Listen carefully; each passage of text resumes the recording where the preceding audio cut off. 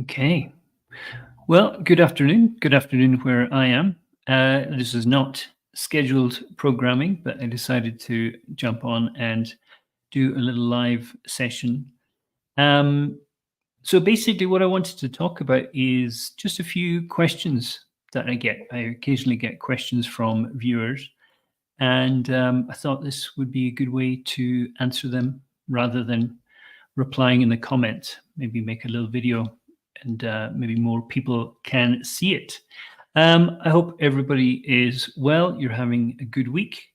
So let's get into it. The first question I want to try to answer here is fluency about speaking fast? Um, this is quite a common belief that to speak fluently, you need to be able to speak at a certain speed. And it's really not true. Fluency is about communication. Okay. So the speed is not such a big part of it. If you have long pauses when you're speaking, that's not a good thing. The people that you're talking to are going to get a little bit bored. And it also suggests a kind of breakdown in communication. But talking fast isn't necessary to speak fluently. I think many people who, when they think about fluency, they imagine that, well, when they listen to native speakers speaking, it sounds very fast. So native speakers, native English speakers speaking English sounds incredibly fast. But the way that it's fast is when they link words together. That's why it sounds fast. Okay. So when you listen to me talk just now, I have a lot of pauses in between words, but those pauses are at important points.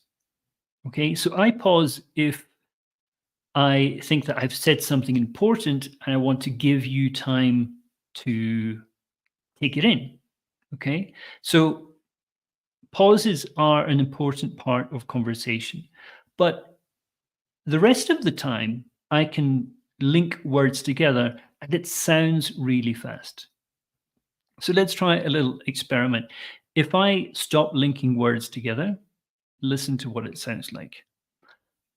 I am not going to link any words together. I am going to put a pause between every word. That sounds terrible. That sounds terrible. Those little pauses between each word are very unnatural. Okay. So linking sounds together is going to make you sound like you're talking more quickly. But really, all you're doing is linking sounds together. Okay. So that's the first point, that fluency is not about speed, even though when you listen to native speakers talking, it sounds as though they're speaking very quickly.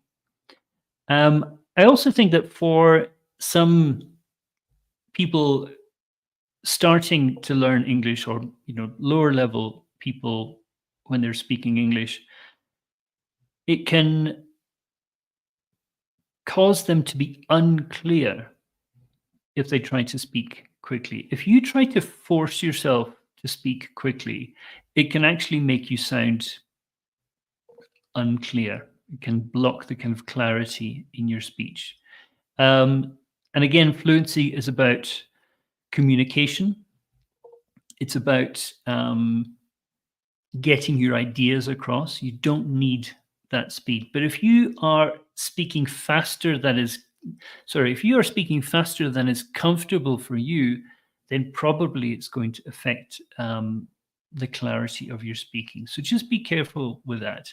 You need to try and find a balance. Over time, you'll be able to speak more quickly, but don't push yourself, don't stretch yourself. So think about that. The speed will come later. Just give it time. You don't have to rush it. Um, and also, fluency is about being comfortable with the language. Um, So your ability to say what you want to say in the language that you have, the vocabulary, the grammar you have, but also allowing people to respond to you, and you listening to what they're saying. Okay, so that's kind of being comfortable with the language. You can say what you want to say, but you can also understand what other people are saying, and you can engage in this conversation. That's what we're talking about when we talk about fluency. So in short, not uh, fluency is not about speaking fast. Okay, there are many other things for you to think about. But very good question. So thank you very much for that. The next question is, how can I become fluent if I don't live in an English speaking country? This is kind of interesting. I started learning languages at school. So when I was maybe 12, 13 years old, I started learning French. And at the time, obviously, there was no internet, and there were very few TV shows in the UK that were in French. So there was no chance for me to actually get anything to listen to outside of my classroom. The only French I was getting was in my classroom. And I had never met a French person. So I didn't have anybody to speak to. We live in a completely different world. 2024, you have access to all kinds of resources online. So you have much more opportunities to listen to things. You've got much more access to things to read. So you have many, many more opportunities to develop fluency because of the online resources that we have. And you can immerse yourself. This is something I want to talk about more in a future video, but you can surround yourself in the language that you're learning. So podcasts that you can listen to when you take your dog for a walk, or you're driving or commuting to work. TV shows, through things like Netflix, you can watch, TV shows in English, whatever topics that interest you. And you can find people online to talk to. You don't need to be in an English speaking country. You can find people online that you can speak to.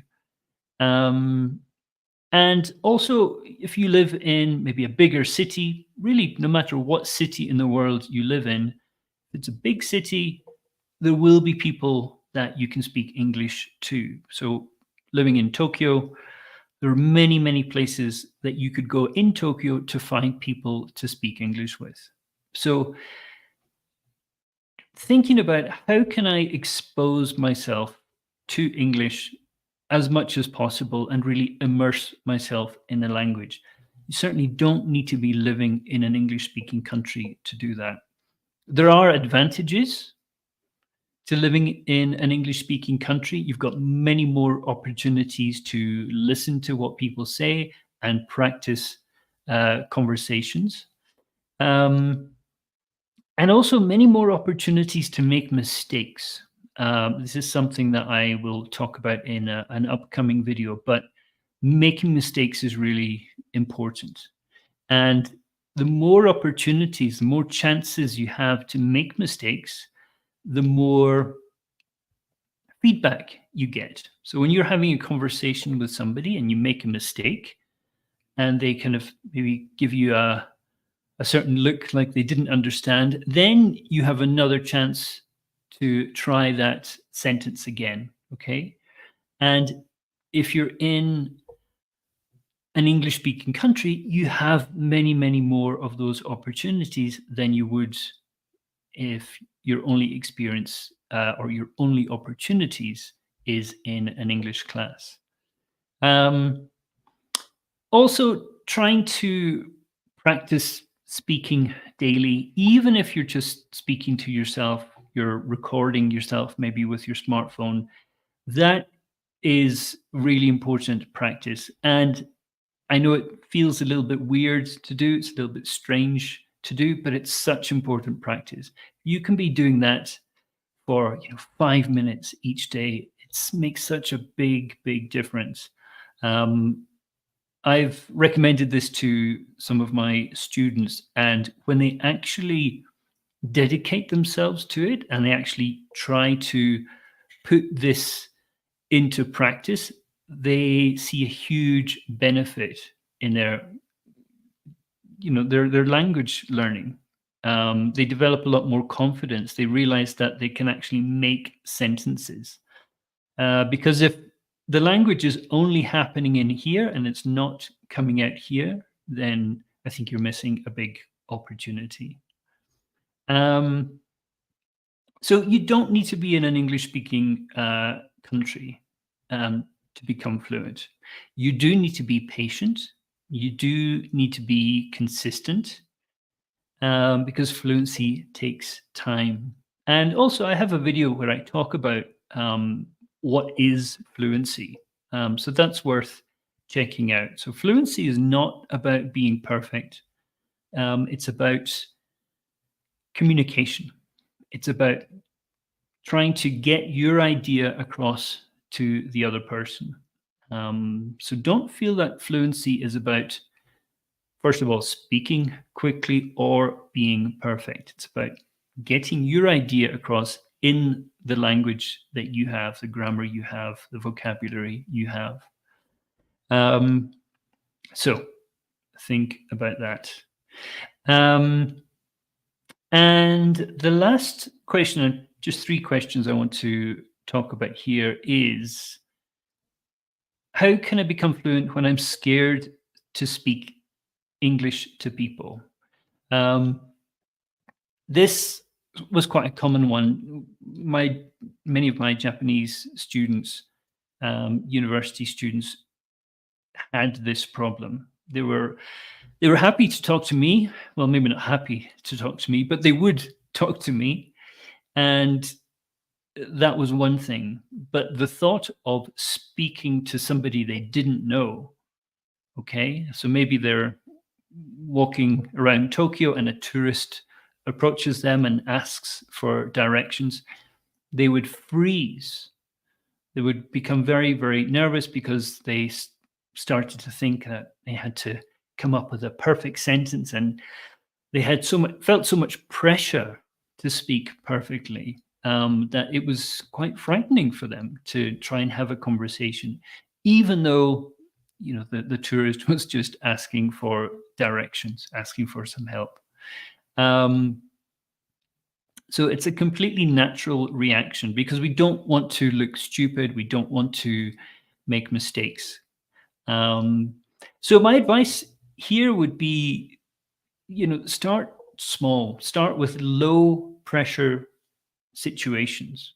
So everyday kind of topics, talking about hobbies or foods or, movies you like or what you did at the weekend, nothing too complicated, simple vocabulary, maybe talking about things in the present. So you're not trying to use complicated grammar or anything like that. So start small, low pressure.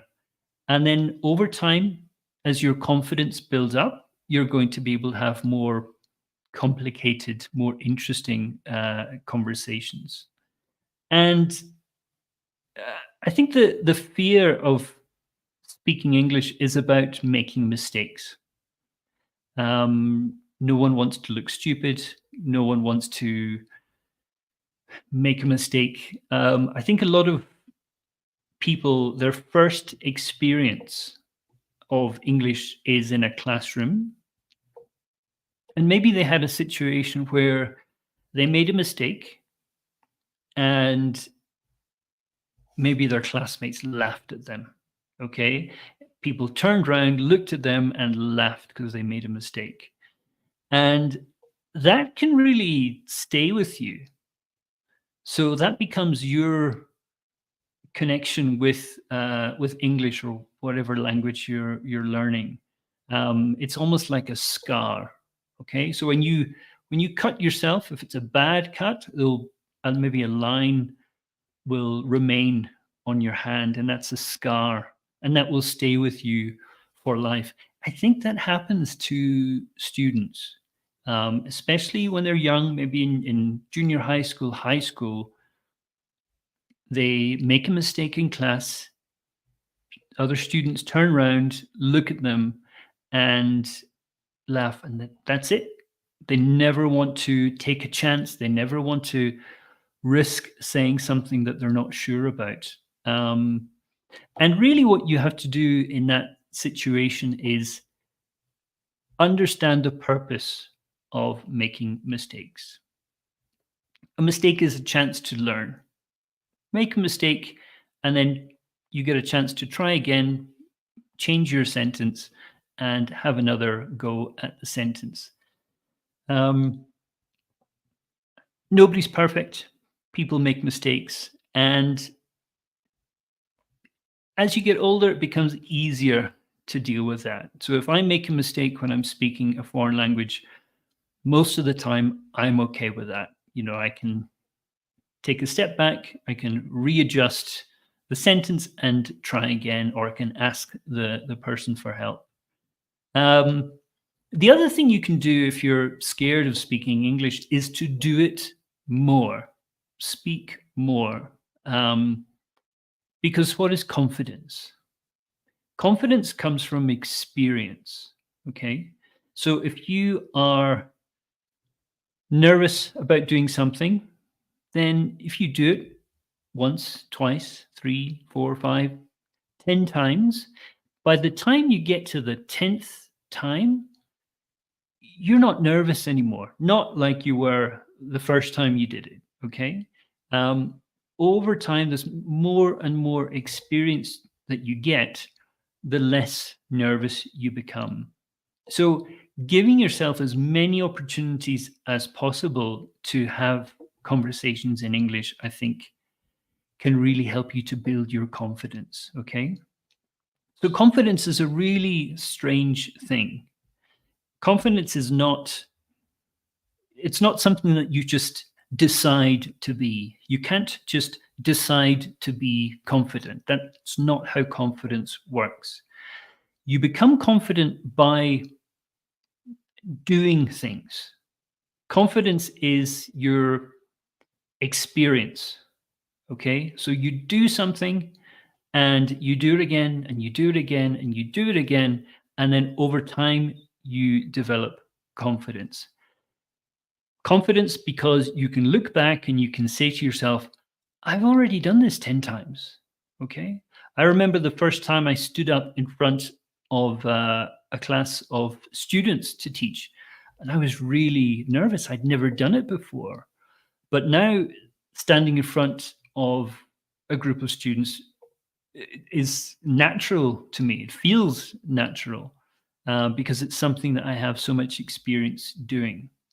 But I would never have believed that that would be possible at that first moment where I stood up and I had all these eyes looking at me from my students. So confidence comes from experience. Give yourself as much opportunities as possible to practice. Um, and also understand that the people that you're talking to are human. Okay, they're not trying to judge you. No, they're not waiting for you to make a mistake. They're probably just happy to be talking to you. Okay, that you have taken the responsibility to come up and start the conversation with them, and that's nice. People are nice. Don't feel that people are going to try to judge you or they're waiting for you to make a mistake. It's not really the way that people think. Okay. Most of the time, if you go and try to talk to somebody, they'll probably be quite happy to talk to you. So, no need to be scared when speaking English, but it is something that you can practice. It's something that you can develop. Um, and focus on your progress. Next time, you'll be a little bit better than you were this time, and you're slowly progressing. One difficult thing with speaking is that progression is slow. Okay. And I think very often it's difficult for us to feel our improvement. It's difficult for us to feel that we're getting better, but you are slowly.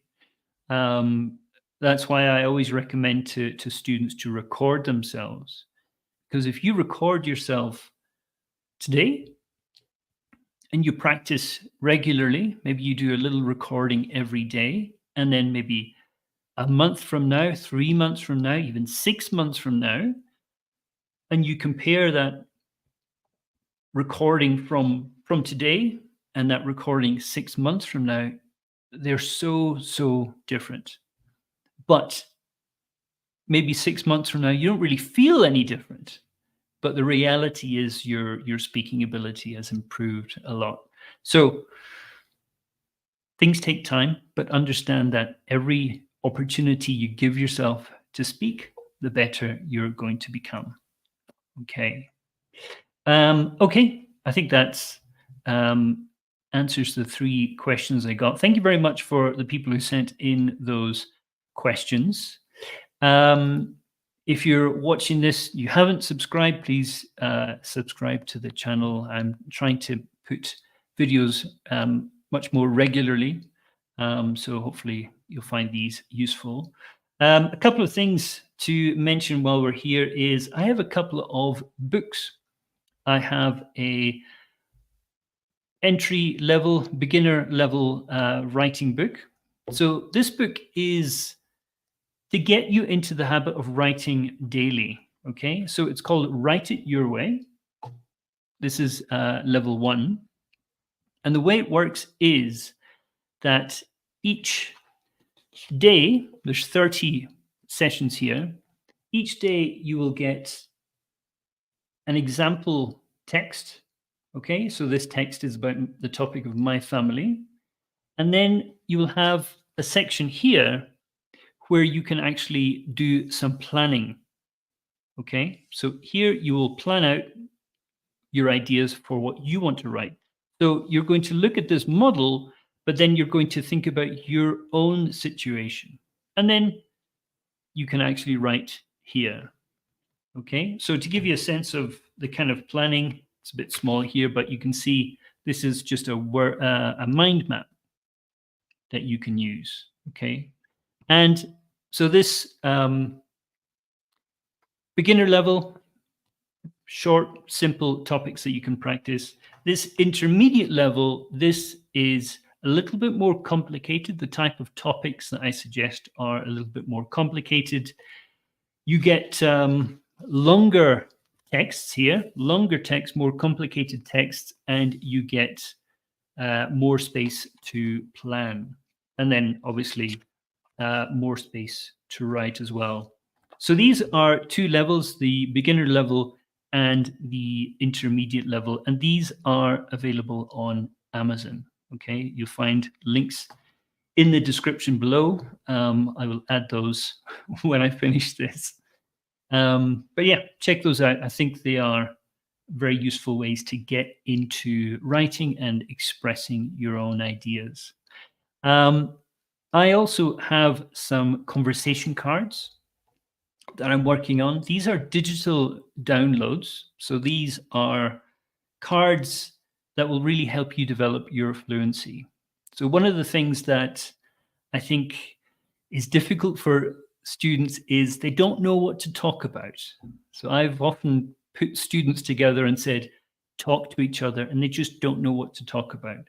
So I designed these conversation cards to help those situations. Okay, so this is a series of cards about travel. So this first card I want to show you, this is on the topic of culture. And the question is, how do you learn about a new culture when traveling? How do you learn about a new culture when traveling? So you would think about that question and you would try to answer it. Okay, so for me, how do I learn about a new culture when traveling? If I'm going to a big city, I will always try to visit some sort of museum. So I'm interested in history. It's something that I've become interested in as I've gotten older. And if I'm going to the capital city, usually there's the National Museum. So I'll always take a chance to visit there. And culture is a lot of things. Culture could be food as well, or other kind of historical places, you might want to try to visit. But I think learning about a culture is a very important part of traveling. So when I'm planning my vacation, there's some relaxation time, but there's also thinking about what kind of opportunities are there to learn about the culture. So once you've answered the first question here, you can turn it around and there's actually two follow-up questions. So here we have two ways we can go. What cultural activities do you enjoy? And how do you meet local people? So which one do I want to answer here? Cultural activities. What cultural activities do I enjoy? I mentioned about going to museums. That's certainly one activity I would recommend to people. But something I've started doing a couple of vacations that I've taken is doing a cooking class. I'm not the best cook in the world, but cooking classes can be quite fun. So I've done a cooking class in Thailand where we went to a market in Bangkok and we picked out ingredients, and then we went back and made a couple of traditional Thai dishes. And that was amazing. The culture of the local market plus learning about Thai cuisine and these classic dishes was really interesting. And I also did a cooking class when I was in Cambodia, which was really interesting. Didn't know anything about Cambodian cuisine, but that was a great experience. In Thailand, I also went on a food tour. So Thailand is a country famous for its food. So we went on a food tour where we went to a few different places, tried lots of foods that I would never have tried otherwise. So for me, enjoying the culture that I'm in and thinking about some different activities is really important. So these cards, as you can see, there's a lot of cards. So you would get these as a digital download and you would print them off yourself. So if you're a teacher, if you're a language teacher, these can be very useful. Or even if you're learning by yourself, you can use these as topics to write about, okay? So for example, let's have a look. Very simple question that you could write about here. Tell me about a place you enjoyed visiting. And that becomes just a topic that you write about. So you could use this for writing practice or even just speaking practice. I was talking about fluency before, and you could think about this question for a little minute, and then you could try to record yourself speaking. So there are many, many different ways that you can use these conversation cards. If you're watching this live stream, there is a discount code that is available to you. It's live15. So if you go to the Etsy shop here, you can take advantage of that discount code live15 for 15% off. Okay, well, thank you very much for joining me. And hopefully I will be uploading a video very soon. And I hope to be doing more of these live streams. I think it's a good chance to answer these questions that people send to me. So hopefully we can all look forward to more of these impromptu live streams. So thanks a lot, and I will see you next time.